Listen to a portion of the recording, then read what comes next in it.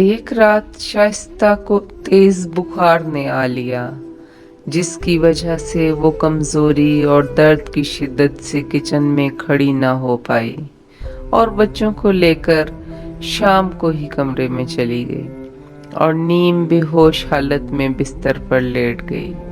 Manager صاحب کے آنے پر ماں نے ایسی لگائی بجھائی کی کہ مینیجر صاحب آؤ دیکھا نہ تاؤ جا کر شائستہ پر تھپڑوں کی برسات شروع کر دی۔ بچے بھی جاگ کر چیخنے لگے۔ شائستہ درد سے کراہ رہی تھی۔ اسی اثنا میں زوردار دھکا دینے پر وہ زمین پر منہ کے بل گر گئی اور لہو لہان ہو گئی۔ آگے کے سارے دانت ٹوٹ گئے۔ عروج، عمیر، عروسہ سے یہ حالت دیکھی نہ جا رہی تھی۔ ان کی چیخو پکار سے محلے کے لوگ اکٹھے ہو گئے اور گھر والوں کو لعنت ملامت کی، اور شائستہ نے اس وقت گھر چھوڑنے کا فیصلہ کر لیا۔ اسی وقت بابا جان کو اطلاع دی گئی۔ وہ رات کے پہر فکر سے بھاگے چلے آئے اور اپنے لختے جگر کو لے کر ہسپتال گئے۔ بچوں کو بھی ساتھ لیا اور اپنے داماد اور گھر والوں کو سنگین نتائج کی دھمکیاں دیں۔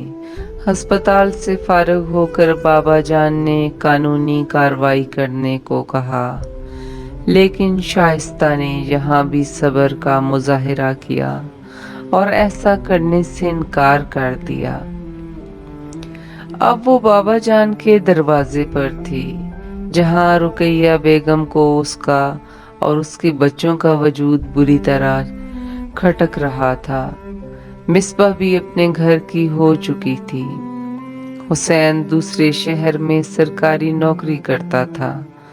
اب ایک اور مشکل دور کی ابتدا تھی۔ بابا جان اسے لاکھ دلاسا دیتے، لیکن اس کے آنسو تھمنے میں نہ آتے تھے۔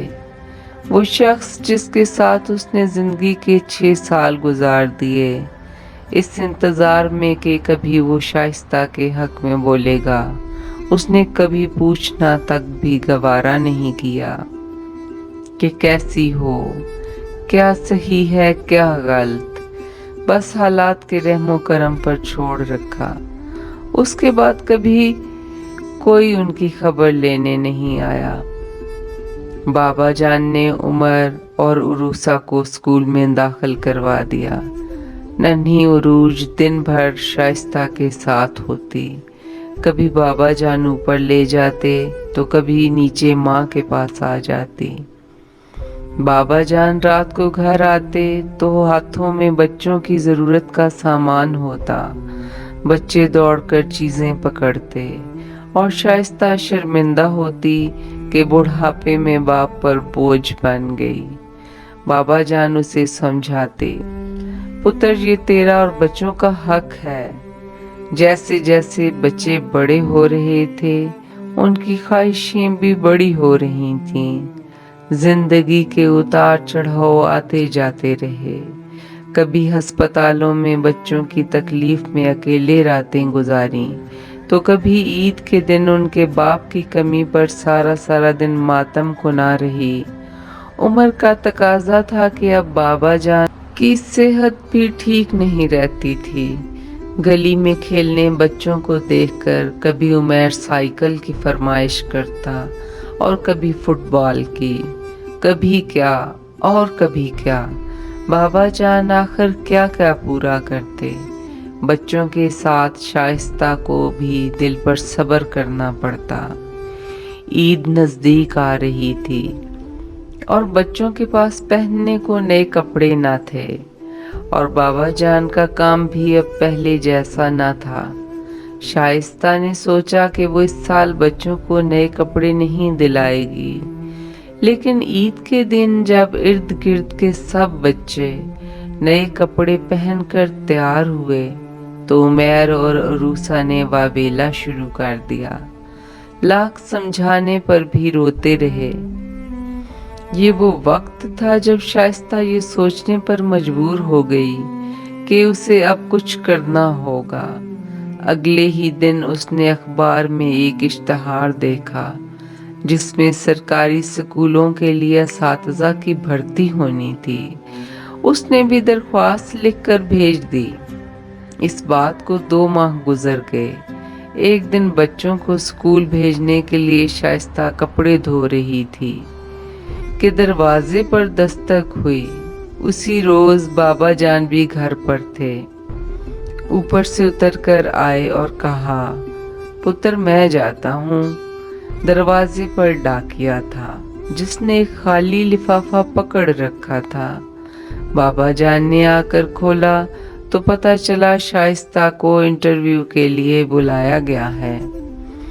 بابا جان نے اپنی صحت کی خرابی کو دیکھتے ہوئے اجازت دے دی۔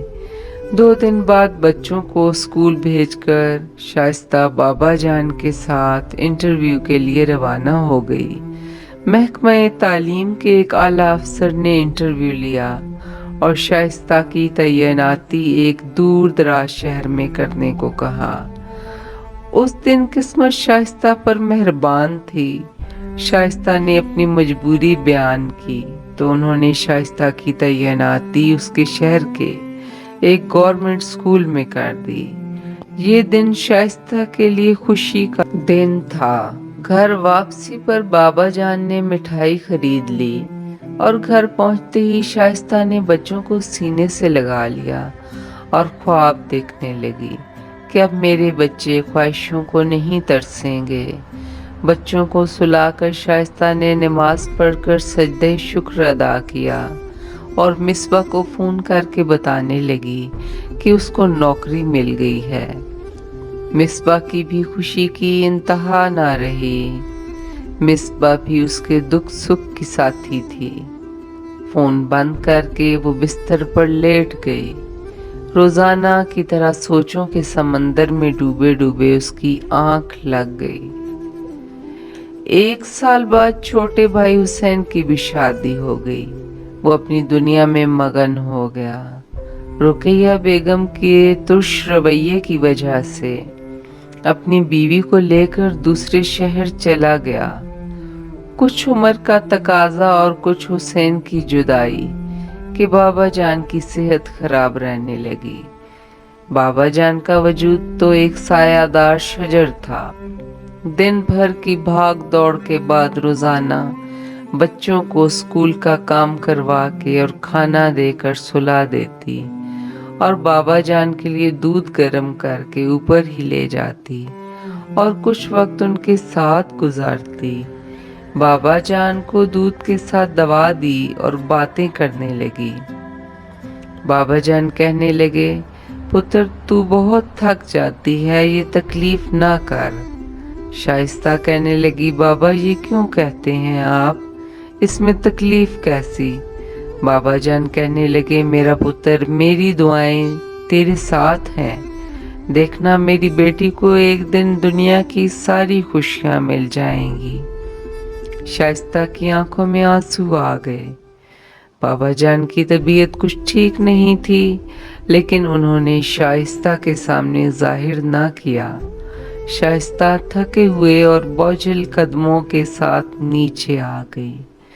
صبح پھر وہی بھاگ دوڑ، بچوں کا ناشتہ بنا کر، ان کے لنچ باکس بنا کر انہیں سکول روانہ کیا اور خود بھی سکول کے لیے روانہ ہو گئی۔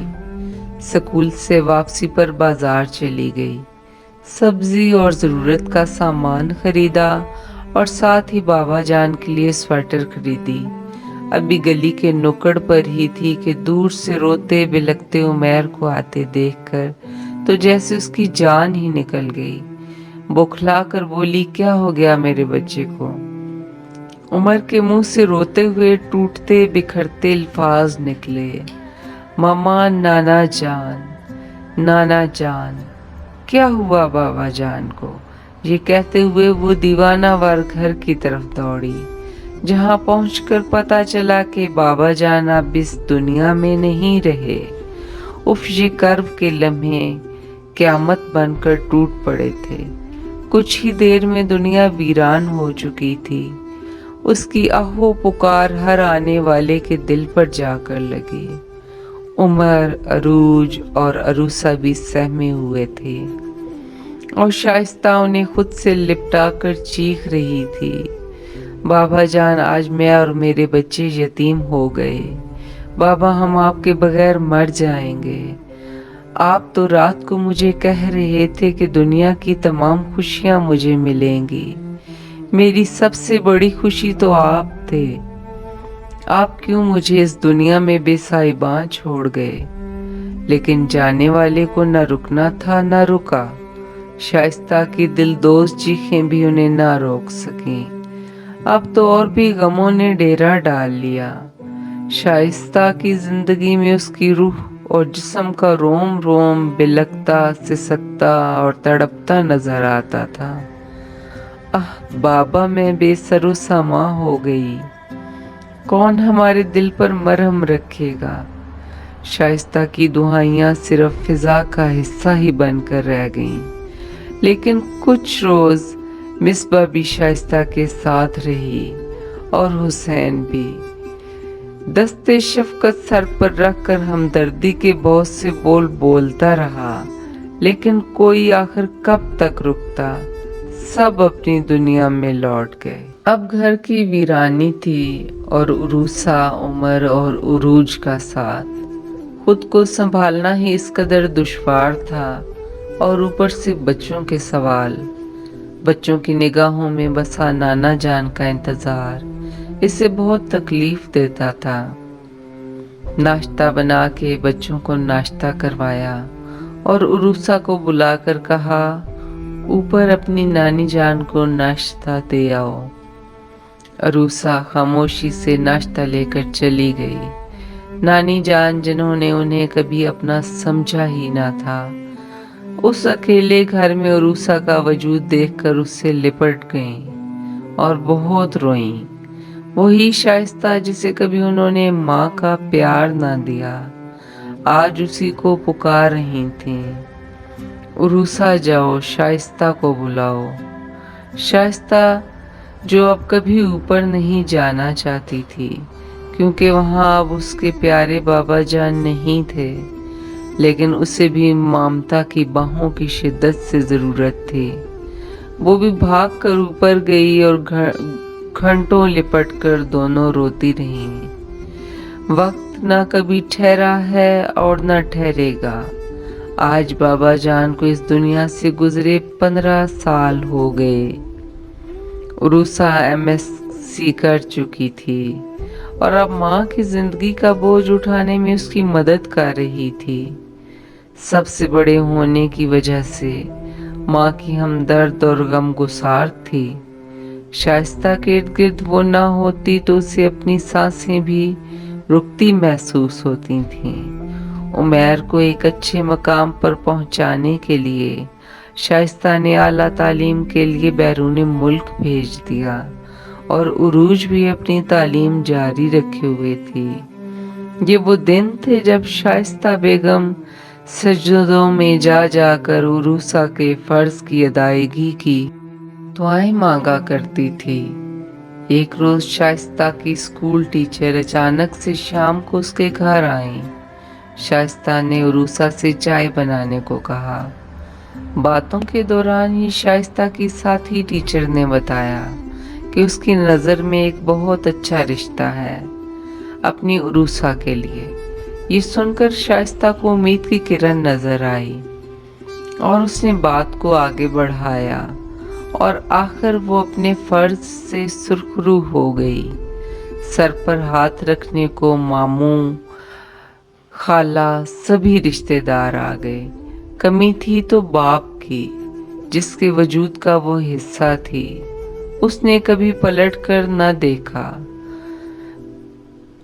कि उन्हें मेरे साए की जरूरत होती होगी तो कहाँ पनाह ढूंढी होगी। जमीन पर गिरे तो किसने उठाया होगा। किसी चोट की सूरत में दर्द से तड़पे होंगे तो किसने जख्मों पर मरहम रखा होगा। जब खुश होंगे तो किसको पुकारा होगा। जब दुखी होंगे तो किसकी गोद में सर रख कर रोए होंगे। उनके लिए तो माँ और बाप शाइस्ता ही थी। उरूसा के चले जाने के बाद शाइस्ता बहुत उदास रहने लगी।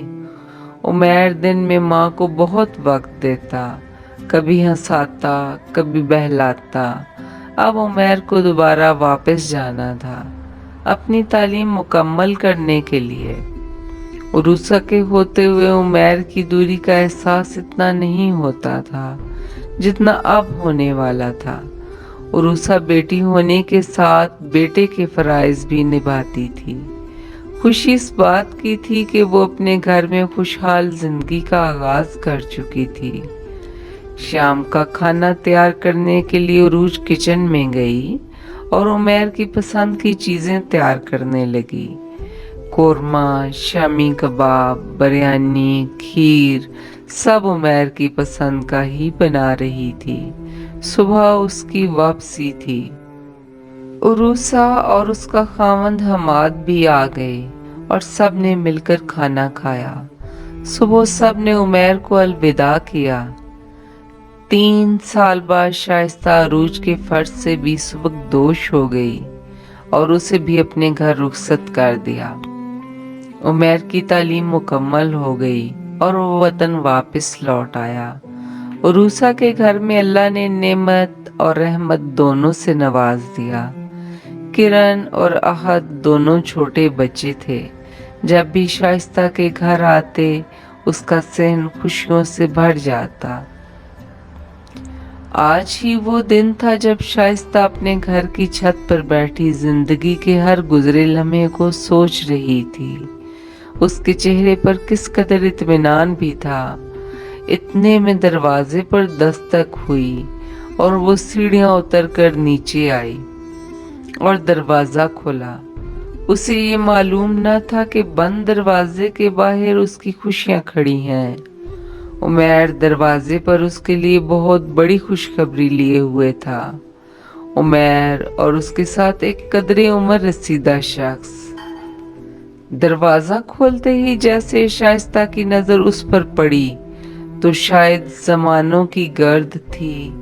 तभी शायद वो उस चेहरे को पहचान ना पाई कि कौन है, कौन था। यही तो था वो जिसके बगैर शाइस्ता ने तमाम जिंदगी पल पल सिसकते, लम्हा लम्हा तड़पते गुजारी। दरवाजे पर तकते तकते कितनी ही बार उसकी निगाहें थक कर वापस आ जाती, तो फिर आज वो कैसे यकीन कर लेती कि वो लौट आया है जिसका इंतजार उसे अपनी जिंदगी की हर साथ में रहा।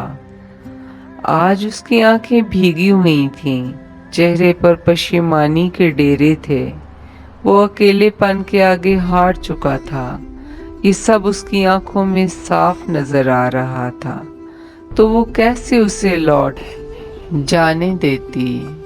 सब भूल गई, वो कठिन रास्ते, वो खारी राह जिसने उसे आबला पा कर दिया था। हजारों शिकवों को पसे पुश्त डाल दिया था, क्योंकि आज वो उसके पास था, वो उसके साथ था। किस कदर सुकून की थी वो रात जब बरसों बाद शाइस्ता उसकी मौजूदगी के एहसास के साथ सोई।